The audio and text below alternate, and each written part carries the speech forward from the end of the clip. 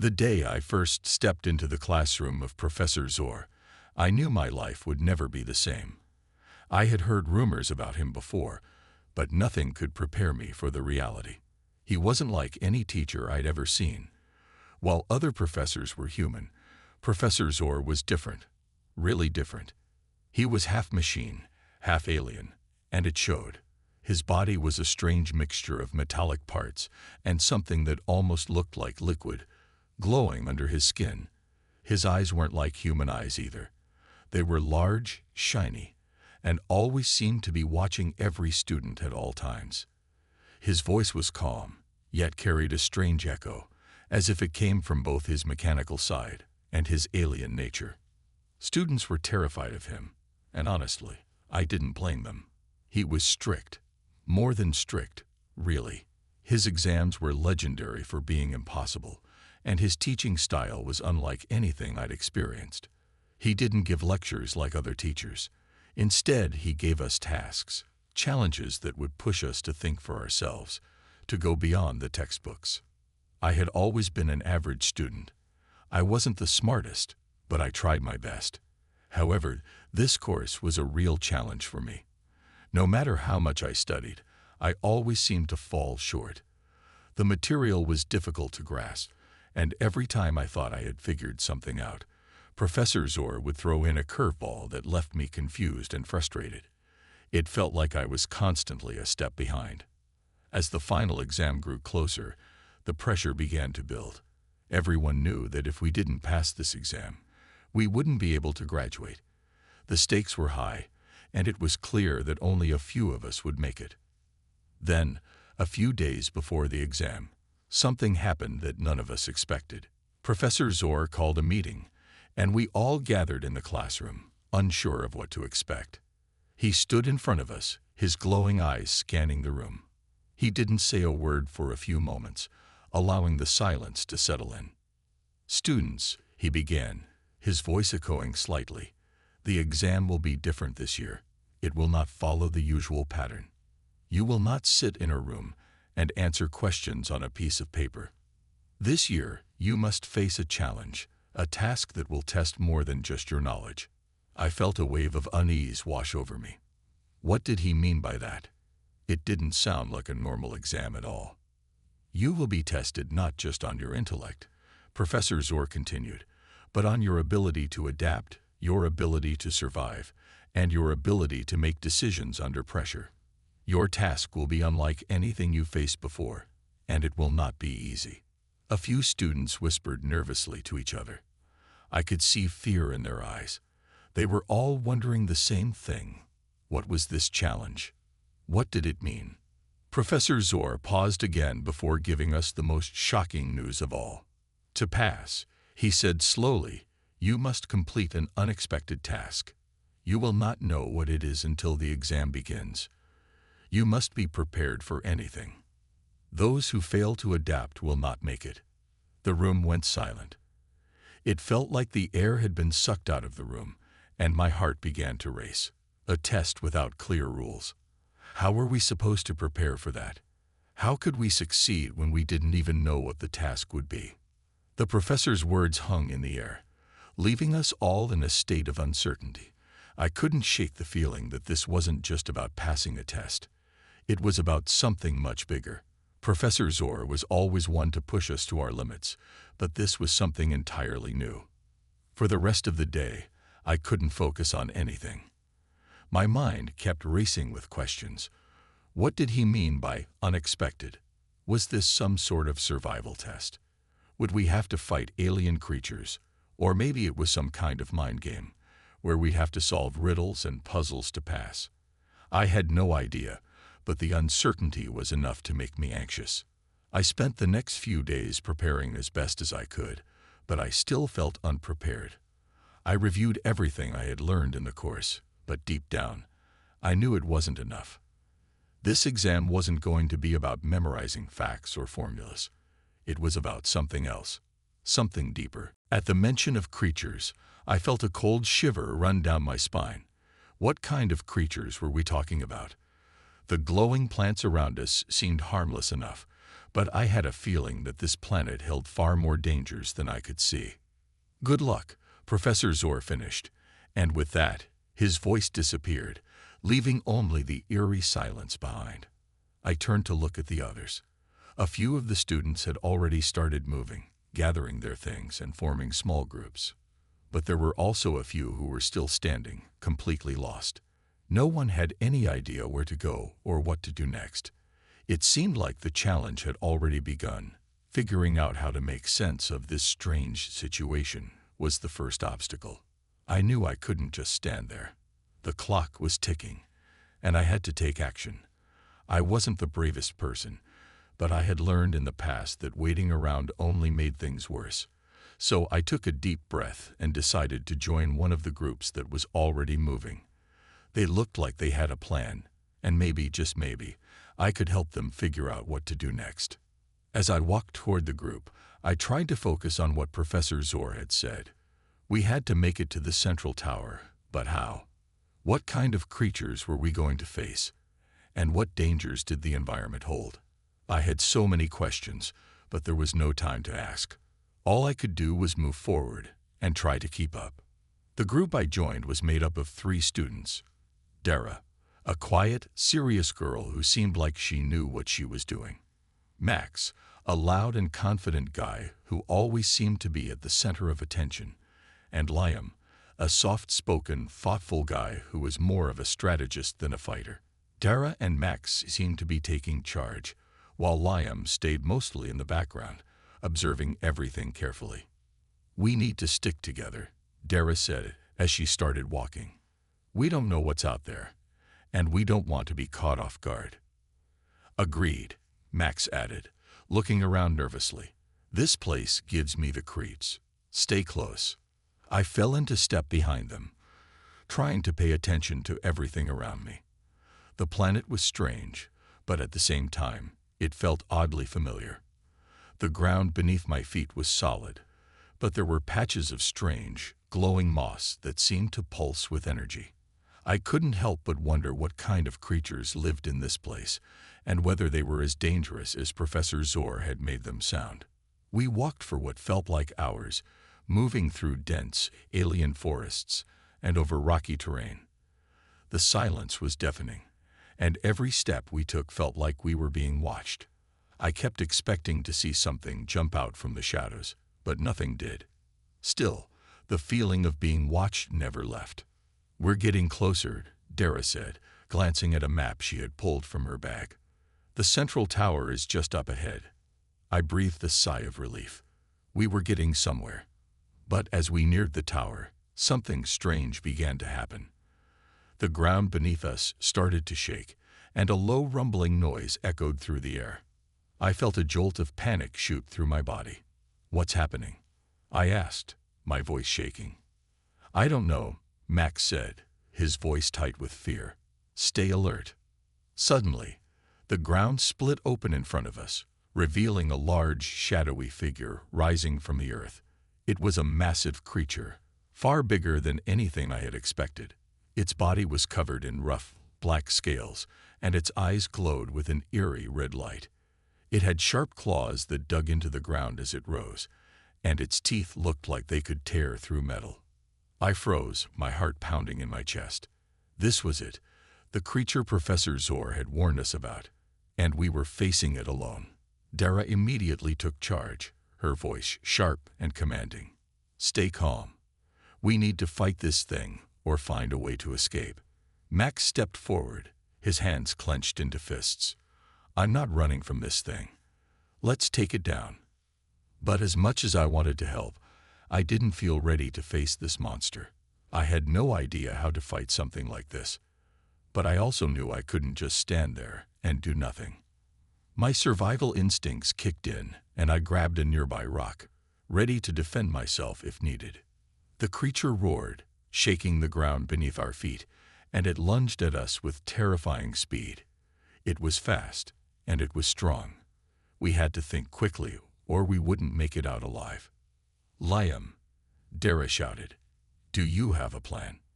Liam didn't answer at first. He was standing back, his mind working quickly as he assessed the situation. Then he looked up with a plan forming in his eyes. "Dara," Max, distracted. "I'll look for a weak point," he shouted, moving toward a nearby rock formation for cover. I had no idea if Liam's plan would work, but there was no time to question it. Dara and Max took off, moving quickly to engage the creature. Max was shouting at it, trying to get its attention, while Dara darted around, staying light on her feet. The creature turned, its attention fixed on them as it snarled. Liam motioned for me to follow him. "We have to find its weak spot," he whispered urgently. "Stay close." I nodded, my heart racing. The next few moments felt like a blur of adrenaline and fear. We darted around the creature, trying to find any weakness in its defenses. It wasn't easy. Its thick scales protected most of its body. But Liam seemed to know exactly what he was doing. He pointed to a gap between the creature's scales, just above its leg. "Now," Liam yelled. With everything I had, I threw the rock I had picked up, aiming for the gap. It hit the creature with a dull thud, but it was enough. The creature screamed in pain, turning its attention toward us. "We've got its attention," Liam shouted. "Now move." We ran, barely avoiding the creature's massive claws. This was only the beginning, but I realized something important in that moment. We could survive if we worked together. We didn't have all the answers, but by trusting each other and thinking quickly, we had managed to survive the first real test of this strange world. And this was just the beginning. The ground still shook beneath us as the creature roared in pain, but it wasn't enough to stop us. We had managed to land a hit, and for that brief moment we felt a spark of hope. But as the creature turned to face us, fury in its glowing red eyes, I realized that this was just the beginning of our challenges. Max was panting hard, his face flushed with adrenaline. "That thing is huge," he said, barely able to catch his breath. "How are we supposed to fight something like that?" Dara didn't look shaken at all. Her eyes were sharp, focused. "We don't need to fight it head-on," she said calmly, her voice steady despite the danger around us. "We need to outsmart it." Liam was already moving, looking for an escape route. He pointed to the left. "There's a canyon ahead. If we can make it there, we can regroup and figure out what to do next. But we have to move now." With no time to waste, we started running toward the canyon. Behind us, the creature screeched, and the ground trembled with every step it took. Its enormous claws scraped against the ground, and I could hear its breath growing louder as it gained on us. But we couldn't afford to stop. We had to keep going. As we ran, the rocky terrain made it difficult to keep our footing. The rocks were loose, and every step seemed to send them tumbling down the slope. I tried not to think about the creature chasing us. If we could just get to the canyon, we might have a chance to catch our breath and figure out our next move. Finally, we reached the canyon's edge, and we all stopped, panting heavily. The wide chasm stretched out before us, the rocky walls rising steeply on either side. It wasn't an ideal place to stop, but it was the only option we had. "We can't just stay here," Max said, still breathing hard. "That thing's going to catch us if we don't do something." "We need a plan," Dara said. "We can't just run forever. It's not about outrunning the creature. It's about using the terrain to our advantage." I looked over at the canyon. The walls were too steep to climb, but I noticed something strange. The ground around the canyon was covered in a strange, sticky substance. It wasn't mud, but it had the same texture. As I crouched down to take a closer look, I realized that it was something alive, like a thick web, but made of something that pulsed and moved on its own. "This stuff," I said, standing up and pointing at the strange material. "It's like a trap. I think it's trying to capture us." Liam looked at it closely. "It's a creature's web," he said, his voice filled with realization. "That explains the shaking earlier. The creature we just fought probably isn't the only thing out here. There are other dangers lurking." I could feel the hairs on the back of my neck stand up.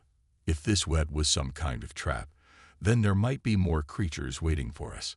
And if the creature we had just faced was anything to go by, we were in serious trouble. "We need to get out of this canyon before something else finds us," Dara said firmly. "If that creature comes this way, we'll be trapped." Without another word, we began to move quickly, but quietly, making our way along the edge of the canyon. The sticky web substance was everywhere, and it was starting to get thicker the farther we went. I could feel my heart racing as I kept my eyes on the ground, careful not to step into any of the webbing.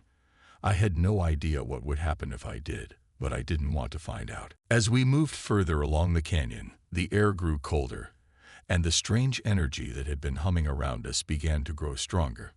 I could feel it pressing down on me, like the planet itself was watching us. I wasn't sure if it was my imagination, but the feeling of being watched was stronger now. We weren't alone. Suddenly, there was a noise, quiet at first, like the scraping of claws against stone. Then it got louder. My heart skipped a beat as I realized that the creature was closing in on us again. We had been running, but now we were trapped. There was nowhere to go. "We need to move now," Max shouted. We turned, ready to sprint, but before we could take another step, a loud screech filled the air.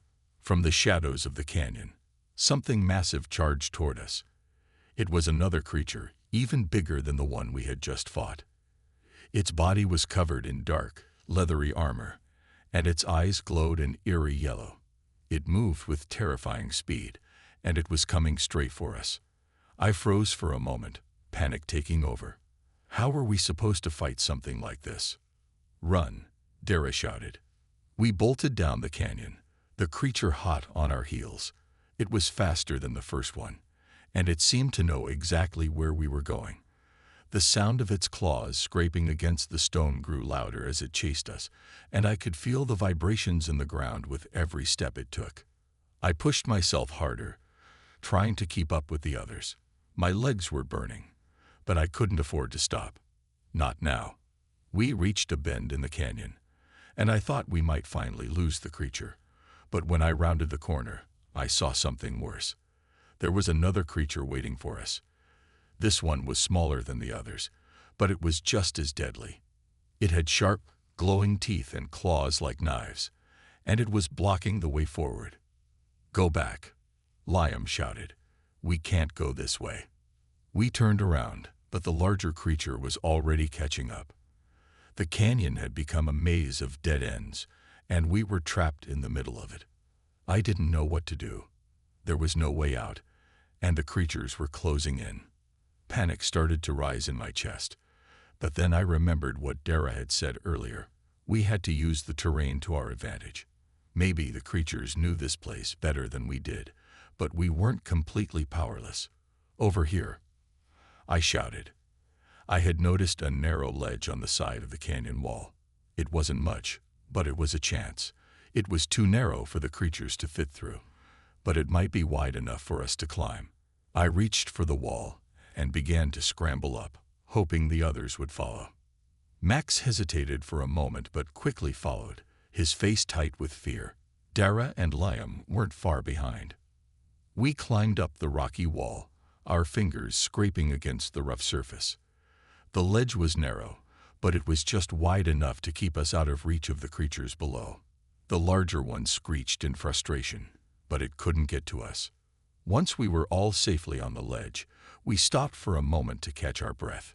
We were safe, at least for now, but I could still hear the creatures growling below us, and the quiet hum of the strange energy was still pressing down on us. We hadn't escaped the danger. We had just delayed it. "We need to keep moving," Dara said after a few moments of silence. "This isn't over." She was right. We had barely survived our first dangerous encounter, and we still had to reach the central tower. But the creatures were out there, waiting for us. And now, the real challenge had just begun. This wasn't just about surviving the creatures. It was about surviving the planet itself. As we began to move again, I knew that this test would push us to our limits. But I also knew something else. If we stuck together, we might just have a chance to make it out of this alive. The ledge we had climbed to gave us a moment to catch our breath, but it also made me realize something I hadn't fully understood before. The test we were facing wasn't just about surviving the dangerous creatures or navigating this strange planet. It was something much deeper, something that hit closer to home. As we stood there, watching the creatures below growling in frustration, a quiet tension filled the air. We were safe for now, but I could feel the pressure building. The longer we stayed in this strange place, the more the emotional weight of it all started to sink in. We were far from home, stuck in a world full of unknown dangers, and I couldn't shake the feeling that we were all slowly being pushed to our breaking points. Max was the first to speak. His voice was quieter than usual, and I could hear the weariness in it. "I don't know how much longer I can keep this up," he said, his eyes looking far away, as if he were talking more to himself than to us. I wanted to say something, to offer encouragement, but I wasn't sure what to say. I felt it too, the fear, the exhaustion, and the overwhelming weight of the unknown. But we had to keep going. We didn't have a choice. Dara, always the calm one, turned to us with a serious look. "We're not alone in this. We have each other. That's what's going to get us through." Her words were comforting, but they didn't completely erase the feeling of isolation I felt. It wasn't just the danger of the creatures that bothered me. It was the feeling that we were stranded, that no one knew where we were, and no one was coming to save us. The more I thought about it, the more I realized how out of control I felt. We were on our own. Liam seemed to understand what I was feeling, and without saying a word, he stepped closer to me. He placed a hand on my shoulder and gave me a reassuring squeeze. It wasn't much, but it was enough to remind me that we weren't completely alone. We were in this together. I nodded, trying to push my worries aside. "You're right," I said quietly. "We just need to keep going. We'll make it out of here. We have to." But deep down, I wasn't sure if that was true. I didn't know if we would make it out. I didn't know if we were ready for what was ahead. But I also knew that I couldn't let myself give up. Not yet. Not while we were still fighting. "We need to find a way to communicate with Professor Zor," Max said, breaking the silence. "He said we had to make it to the central tower, but I don't even know how to get there. This planet is huge, and we're running out of time." It was a good point. We didn't have any way of knowing where the tower was, or what else this planet had in store for us. All we knew was that the longer we stayed on the run, the more dangerous things seemed to get. "Let's keep moving," Dara said, her voice steady. "We've survived so far, and we can keep going. We just have to keep our heads on straight and think about our next move." I agreed with her. There was no point in standing around, worrying about things we couldn't control. The only thing we could control was how we responded to the challenges ahead. As we began to move again, I felt a strange sense of determination. I wasn't sure where that feeling came from, but it pushed me forward. I had to keep moving. If I stopped, if I allowed myself to get overwhelmed, then everything we had fought for so far would be for nothing. The canyon walls around us were steep, and the path ahead was narrow. The further we walked, the more I realized how quiet it had become. The creatures had stopped chasing us for now, but the silence was almost worse than the danger.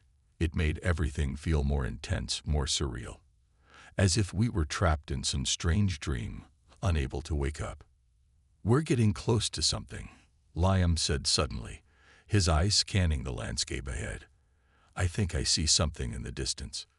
We all stopped, turning our attention to the horizon. There, in the distance, I could see the faint outline of a large structure, tall, dark, and almost alien in its design. It had to be the central tower. I could feel a surge of relief wash over me. It wasn't over yet, but we were closer than we had been. "We have to reach that tower," Dara said, her voice filled with purpose. "We'll find answers there." But even as she spoke, I couldn't shake the unease growing inside me. I had spent so much time focusing on the physical dangers of this place, on the creatures and the terrain, that I hadn't fully considered the emotional toll it was taking on all of us. We were constantly on edge, never knowing when the next threat would appear, or when one of us might falter under the pressure. The closer we got to the tower, the more the weight of it all seemed to bear down on me. I felt drained, both physically and emotionally. The fear, the exhaustion, the uncertainty, it was all starting to take its toll. I had always prided myself on being strong, on keeping my emotions in check. But here, on this alien planet, everything felt different. The challenges were no longer just physical. They were mental, emotional, and they were testing everything I thought I knew about myself. I glanced around at the others. Max, Dara, and Liam all seemed to be pushing through the exhaustion, but I could see the strain in their eyes. Max's usual confidence was gone, replaced by a weariness that seemed to grow with each step. Dara, who had always been calm under pressure, looked more tense than usual, her lips pressed into a thin line as she focused on the path ahead. And Liam, he was quieter than usual, his eyes darting around as if he were constantly searching for danger. We were all feeling it. The stress, the pressure, the fear. We weren't just fighting the creatures or the environment. We were fighting ourselves. I couldn't help but wonder how long we could keep this up. How long could we push forward before the emotional weight of it all broke us? It wasn't just about surviving the tests or passing the exam. It was about staying together, staying strong, and staying sane. As we reached the base of the tower, I felt a sense of relief. We had made it, but the journey wasn't over. We still had to face whatever came next, and I realized that, despite the fear and exhaustion, I wasn't alone. We were all in this together, and that was something I could hold on to. "This is it," Dara said, her voice firm, but there was a hint of uncertainty in it. "We made it, but we don't know what's inside." We all stood there for a moment, looking up at the tower. The dark, looming structure seemed to tower over us, as if it were watching us. I could feel the weight of everything pressing down on me, but at the same time, I felt a small glimmer of hope. We had made it this far. And no matter what came next, we would face it together. "This isn't just about surviving the planet," Liam said quietly, his voice breaking the silence. "It's about surviving ourselves. We have to trust each other." I nodded, feeling a deep sense of gratitude for the friends around me. We had been tested in ways we never could have imagined, but in the end, it was our bond, our ability to support each other, that had gotten us this far. The real challenge wasn't just the monsters or the planet. It was how we dealt with the emotional toll of it all. And as long as we stuck together, I knew we had a chance. "We can do this," Max said, his voice strong again, even though I could tell he was tired. "We've come too far to turn back now." With that, we stepped forward, ready to face whatever lay ahead in the tower. And as we walked, I felt something shift inside me. I wasn't just surviving anymore. I was fighting for something more. For the people beside me, for the strength we shared, and for the hope that we could make it through this together. And that, I realized, was the true test. We stood at the base of the tower, gazing up at the towering structure. It loomed above us like a giant, dark sentinel, casting a long shadow over the landscape. The air around it felt charged, as though something was waiting to happen. My heart raced, not just from the physical exhaustion we had endured, but from the realization that we had made it this far. But it wasn't over yet. We still had to enter the tower, and whatever lay inside could be more dangerous than anything we'd faced so far. "We can't just stand here," Dara said, breaking the silence. Her voice was steady, but I could see the unease in her eyes. "We have to keep moving." Max nodded, his usual bravado replaced by a quiet resolve. "Yeah, we're too close now to turn back. Let's go." We exchanged looks, each of us silently agreeing that we couldn't afford to hesitate. We'd made it this far together, and we would face whatever came next as a team. That was the only way we could survive. With a deep breath, I stepped forward, my feet crunching on the rocky ground. The others followed closely behind, and we made our way to the entrance of the tower. The door was massive, almost like it had been built for giants. There were no handles, no buttons, nothing to suggest how to open it. But as we approached, a low hum filled the air, and the door slowly began to shift. It moved with a strange fluidity, almost as though it were alive. It wasn't like anything I had ever seen. "Looks like we're expected," Liam said, his voice a little shaky but still filled with curiosity. "Let's see what's inside." The door opened fully, revealing a vast, empty hallway. The walls were made of smooth, dark metal that seemed to shimmer in the dim light. The air inside was cold, and the silence was almost deafening. We hesitated for a moment, but there was no turning back now. We had come so far, and there was no way we could leave without answers. As we stepped inside, the door closed behind us with a soft thud, sealing us in. We stood in the silence for a moment, just taking it all in. The hallway stretched ahead, and at the far end, we could see a faint glow, a light coming from somewhere deeper inside the tower. It was the only source of illumination, and it seemed to pull us toward it, as though the tower itself was guiding us forward. "Stay alert," Dara whispered, her eyes scanning the shadows. "We don't know what we're dealing with." We nodded, and one by one, we began to move down the hallway. The air felt thick, as though we were walking through something more than just space. It was as if the very atmosphere of the tower was different, almost alive. It made me feel uneasy, but I pushed the feeling aside. We had no choice but to keep going. As we walked, I couldn't shake the feeling that we were being watched. Every step we took echoed in the hall, making it feel like we weren't alone. I glanced at the others, but they were all focused on the path ahead, just as determined as I was to get to the end of this journey. The hallway twisted and turned, becoming more complex with each step. It was like a maze, and the walls seemed to shift, changing the way we moved forward. I couldn't tell if it was just my mind playing tricks on me, but the more we walked, the more disoriented I felt. Suddenly, the hall opened up into a massive chamber, and we were struck by the sight before us. The room was enormous, with a high ceiling that seemed to disappear into darkness. In the center of the room was a raised platform, glowing with a strange, otherworldly light. It was like something out of a dream. But it wasn't the beauty that caught my attention. It was the sense of power radiating from the platform. It was as if the entire room was pulsing with energy. "What is that?" Max whispered, his voice filled with awe. "I don't know," I replied, my own voice barely above a whisper. "But I don't think we're alone here." As soon as the words left my mouth, the room seemed to come alive. The walls around us shifted, and a low hum filled the air, vibrating in my chest. The ground beneath our feet trembled, and I felt a sudden surge of fear. "It's a trap," Liam shouted, his eyes wide with panic.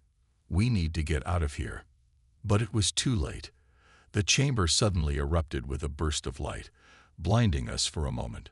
When the light faded, we saw it, the figure standing on the platform, cloaked in a shimmering, almost ethereal robe. It was an alien, but unlike anything we had ever seen before. Its skin was smooth and translucent, glowing faintly with the same light that filled the chamber. Its eyes were large and black, like endless pools of darkness, and it seemed to be watching us with an intense gaze. "Welcome," the alien said, its voice both distant and familiar, echoing through the room as though it came from everywhere at once. "I have been waiting for you." We froze, unsure of what to do or say. My heart raced in my chest, but I couldn't tear my eyes away from the figure. It was as if it had the power to pull me in, to make me feel small and insignificant. "Who are you?" Dara asked, her voice steady, though I could hear the fear hidden beneath the calm exterior. "I am the one who has been testing you," the alien said, its voice resonating in my mind as much as it did in the air around us. "And you have passed the first challenge, but there is more to come." The words sent a shiver down my spine. I had fought the creatures, the traps, and the planet itself had been the challenges. But this was something else entirely. This was the turning point. This was the moment everything changed. The alien stepped forward, and the platform beneath it seemed to shift, lowering slightly. "You have come far," it said, its voice filled with a strange kind of reverence. "But you are not yet ready. You must face the ultimate test, not of your strength, but of your heart." I could feel the weight of the words pressing down on me. The ultimate test. What did that mean? "Your bonds will be tested," the alien continued, its eyes narrowing as it looked directly at us. "The choices you make here will determine not just your survival, but your future. The path ahead will be filled with doubt, fear, and confusion. But only those who can remain true to themselves will succeed." I glanced at the others, and I could see the confusion and fear in their eyes. We had come this far together, but now we were facing something even more dangerous. The test of our emotions, our trust in each other, and our very sense of self. "What do we have to do?" I asked, my voice shaky but firm. The alien didn't answer immediately. Instead, it raised its hand, and the chamber seemed to shift again. Suddenly, images flashed before my eyes. Memories, fears, and doubts. It was as if the alien was probing my mind, forcing me to confront everything I had been avoiding. The Sci-Fi adapted. The second wave advanced, learning from the ambush. Their movements sharper, faster. They didn't retreat. They never did. A sudden impact shook the ship. Alarm sirens blared. "Shields failing," a human officer shouted. "They're targeting our engines." Veilzura gritted her teeth.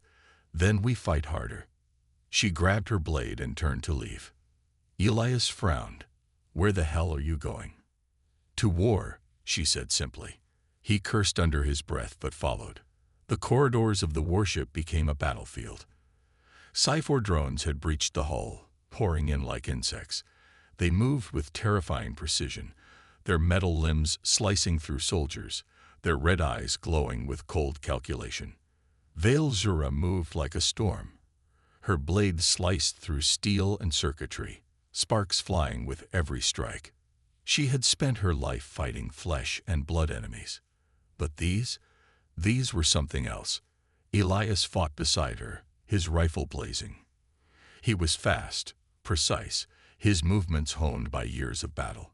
For the first time, they weren't fighting against each other. They were fighting as one. More drones poured in, a metallic nightmare, endless and relentless. "We can't hold this position," Elias shouted.